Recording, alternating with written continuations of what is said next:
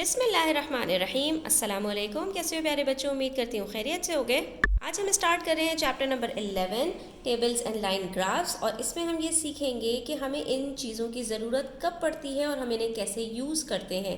तो बच्चों स्टार्ट करते हैं आज के लेसन को। आ जाइए पेज नंबर 234 के ऊपर और वीडियो एंड तक देखिएगा, बीच में स्किप मत कीजिएगा। कुछ आपके साथ टिप्स एंड जो है ट्रिक्स शेयर करूँगी जिससे आपको इन चीज़ों को समझने में इंशाल्लाह बहुत आसानी होगी। तो स्टार्ट करते हैं हम इस चीज़ से कि जब भी हमारे पास ग्रुप्ड डेटा होता है, यानी हमारे पास नंबर ऑफ थिंग्स के बारे में अलग अलग इंफॉर्मेशन होती है। यानी फॉर एग्जांपल मैं अगर बात करूं कि हमारी क्लास के अंदर तमाम बच्चों की हाइट्स हमने कलेक्ट की, ठीक है, और उसके बाद हमने उसको एनालिसिस करना है, उसकी कोई रिपोर्ट बनानी है कि क्लास 4 के बच्चों की हाइट कितनी है और एन एवरेज उसका हम निकालें तो बच्चों की हाइट कितनी होती है। तो इन सब चीज़ों के लिए हमें टेबल्स और लाइन ग्राफ की ज़रूरत होती है। फॉर एग्ज़ाम्पल इसी तरह से मेरे पास एक है यहाँ पर कि कुछ बुक्स जो है वो सेल होती हैं हर महीने में कहीं पर, ठीक है। अब हमें ये पता लगाना है कि हर महीने में हमारे पास कितनी सेल हुई। तो इस डेटा को सेव करने के लिए हम क्या करते हैं, ग्राफ्स का सहारा लेते हैं। ग्राफ की बहुत सारी टाइप्स होती हैं और जिसके अंदर हम इस तरह से ब्लॉक्स बनाते हैं स्टूडेंट्स, इसको हम कहते हैं लाइन ग्राफ, ठीक है, और इसको हम जो है वो बार ग्राफ भी कहते हैं। अच्छा, अब इसके अंदर होता क्या है कि हमने यहाँ पर जो हमारे पास बॉटम लाइन होती है, हॉरिजॉन्टल लाइन होती है, उसके ऊपर हम अपने डेटा को सेग्रीगेट करने के लिए, सेपरेट करने के लिए जो अलग अलग कॉन्क्रीट हमारे पास अमाउंट्स दी जाती हैं उसको हम लिखते हैं यहाँ पर। फॉर एग्जाम्पल हमें यहाँ पर कहा कि सेल्स हुई हैं बुक्स की over the period of time, यानी कि कुछ मंथ्स में हमारे पास सेल हुई है। तो हम यहाँ पर हॉरिजॉन्टल लाइन में, जिसको हम एक्स एक्सिस कहते हैं, इसके ऊपर हम मंथ्स के नेम लिखेंगे और हर मंथ में हमारे पास कितनी सेल हुई है उसके लिए जो न्यूमेरिकल डेटा होगा वो हमारे पास वर्टिकल लाइन यानी एक्स एक्सिस पर आएगा, ठीक है। तो अब हमने कहा कि हमारे पास जो सबसे लोवेस्ट अमाउंट है वो कितना है, वो हमारे पास अराउंड 50,000 और 60,000 के बीच में है कि इतनी बुक्स सेल हुई हैं हमारे पास अप्रैल के महीने में, ठीक है। और जो सबसे ज़्यादा हमारे पास बुक्स सेल हुई हैं वो जैन के मंथ में सेल हुई हैं और वो अराउंड 90,000 है, ठीक है। तो हमने कहा कि हमें अपने डेटा को इस तरह से नंबर्स के अंदर डिवाइड करना होगा कि जो इन दोनों को शामिल कर ले। तो हम 0 से स्टार्ट करेंगे और अपना न्यूमेरिकल डेटा हम 10,000, 20,000, 30,000, 40,000, 50,000, 60,000। अब जो आपके पास दो यूनिट्स के बीच में डिस्टेंस है वो हमेशा इक्वल होना चाहिए, ठीक है। और उसके बाद फिर हम इसको यहाँ पर लेबल कर लेते हैं। तो हमारे पास ये जो डेटा है ये एक पेज के ऊपर कॉम्पैक्ट होकर आ जाता है, इसका यही फ़ायदा है। और इसी डेटा को लिखने का जो दूसरा तरीका है स्टूडेंट्स वो होता है टेबल फॉर्म के अंदर, कि वहाँ पर हम क्या करते हैं, कॉलम्स बनाते हैं और एक तरफ हम वो सारी चीज़ें लिखते हैं कि जिस चीज़ का हमको डेटा दिया गया है। जैसे कि यहाँ पर over the period of time है, जनवरी से लेके अप्रैल तक का हमारे पास डेटा है, तो हम पहले कॉलम के अंदर मंथ्स के नाम लिखेंगे और दूसरे कॉलम के अंदर हर मंथ में कितनी बुक्स सेल हुई हैं हम उसका अमाउंट लिख देंगे।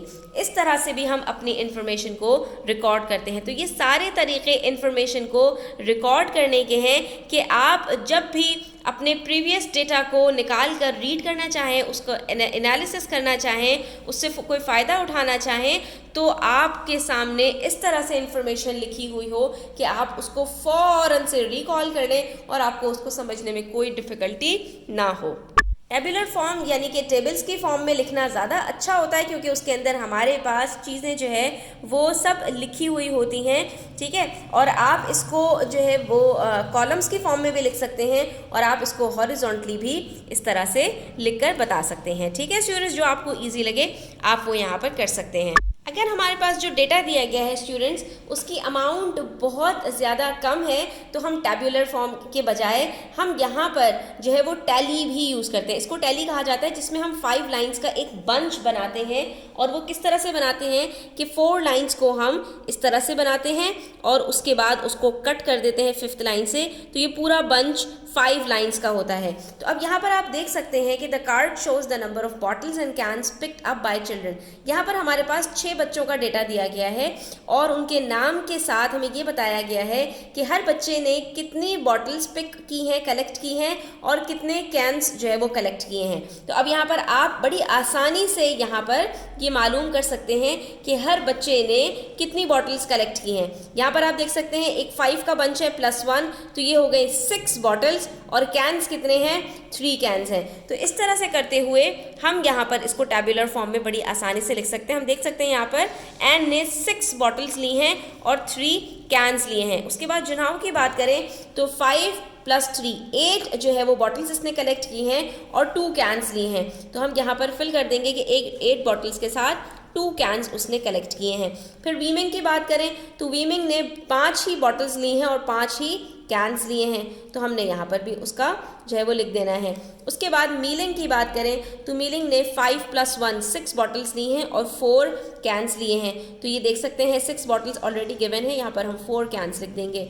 फिर अहमद की 3 बॉटल्स हैं और 1 कैन है, 3 बॉटल्स 1 कैन। और जीनी की 5 + 2 7 बॉटल्स हैं और 5 + 5 10 कैंस हैं। तो ये देखा आपने, हमने इसको क्योंकि हमारे पास जो अमाउंट्स थी वो बहुत ही ज़्यादा कम थी तो हमने इसको टैली फॉर्म के अंदर यहाँ पर शो कर दिया। तो अपने डाटा को हम टैली फॉर्म में भी इस तरह से लिख सकते हैं। उसके बाद हमने बार ग्राफ्स तो जो है क्लास 3 में भी बहुत डिटेल के साथ डिस्कस कर लिए थे कि किस तरह से हम अपने डेटा को बार ग्राफ में शो कर सकते हैं। यहाँ पर आप देख सकते हैं कि 4 बच्चों के मैथमेटिक्स के टेस्ट रिजल्ट्स को बार ग्राफ के अंदर किस तरह से शो किया गया है। तो यहाँ पर नीचे की साइड पर हमारे पास बच्चों के नाम लिखे हैं, फरहान, सीती, बाला, प्रिया। जिसका डेटा गिवन होता है ना वो हमेशा इस हॉरिजॉन्टल एक्स एक्सिस के ऊपर आता है और जो हमारे पास न्यूमेरिकल डेटा उनका गिवन होता है वो हम यहाँ पर जो है वो वाई एक्सिस पर लिखते हैं। तो अब यहाँ पर डेटा को देखते हुए हम बड़ी आसानी से बता सकते हैं कि फरहान ने 80 और 90 के बीच में 82 84 मार्क्स लिए हैं। सीती ने कितने लिए हैं, 64 मार्क्स लिए हैं। बाला ने उससे भी कम लिए हैं, दैट इज़ 56 मार्क्स लिए हैं। और प्रिया ने 90 मार्क्स लिए, सबसे ज़्यादा मार्क्स प्रिया ने लिए हैं। तो ये हमने बार ग्राफ की मदद से यहाँ पर जो टेबल था उसको कंप्लीट कर लिया, सबके मार्क्स हमने यहाँ पर लिख दिए। अब हमारे लिए इसकी मदद से क्वेश्चंस को सॉल्व करना बड़ा आसान हो जाएगा। Who scored the highest marks, Priya, ठीक है। Who scored the lowest marks, तो वो हमारे पास है बाला, ठीक है। और उसके बाद हु स्कोर्ड मोर मार्क्स, सीती और फरहान और सीती में से किसने ज़्यादा मार्क्स लिए हैं, तो ऑफ कोर्स फरहान। और उसके बाद उसी में हमसे पूछ रहे हैं हाउ मैनी मोर, तो हम सिंपली यहाँ पर 84 - 64 कर देंगे, दैट इज़ 20 मार्क्स, ठीक है। तो 20 मार्क्स फरहान के सीती से ज़्यादा हैं। तो ये हमारे पास यहाँ पर आसानी से जो है वो क्वेश्चंस के आंसर्स हमें देना आसान हो गया। तो जब भी हम इस तरह से डाटा को कलेक्ट कर लेते हैं स्टूडेंट्स, तो उसको हमें एनालाइज करना और उससे रिलेटेड क्वेश्चंस के आंसर्स बनाना, उससे रिलेटेड क्वेश्चनर्स बनाना, ये हमारे लिए आसान हो जाता है। तो इसी के बेसिस पर स्टूडेंट्स इन डेटा को यूज़ करते हुए अगर बड़े पैमाने पर हम बात करें तो पॉपुलेशंस के जो डाटा होते हैं या इसी तरह से कहीं पर कोई बीमारी आ जाए उसका जो है वो डाटा इसी तरह से कलेक्ट किया जाता है और इस तरह से ग्राफ्स की फॉर्म में, टेबल्स की फॉर्म में उसको जो है वो प्रिजर्व किया जाता है ताकि जो है वो इसको यूज़ किया जा सके डिफरेंट पर्पसेस के लिए। तो यहाँ पर आज की हमारी वीडियो कंप्लीट होती है स्टूडेंट्स। आई होप आपको पसंद आई होगी। वीडियो अच्छी लगी हो तो लाइक कीजिएगा, अपने फ्रेंड्स के साथ शेयर कीजिएगा। चैनल सब्सक्राइब नहीं किया तो सब्सक्राइब कर लीजिए। अपना ख्याल रखिएगा। अल्लाह हाफिज़।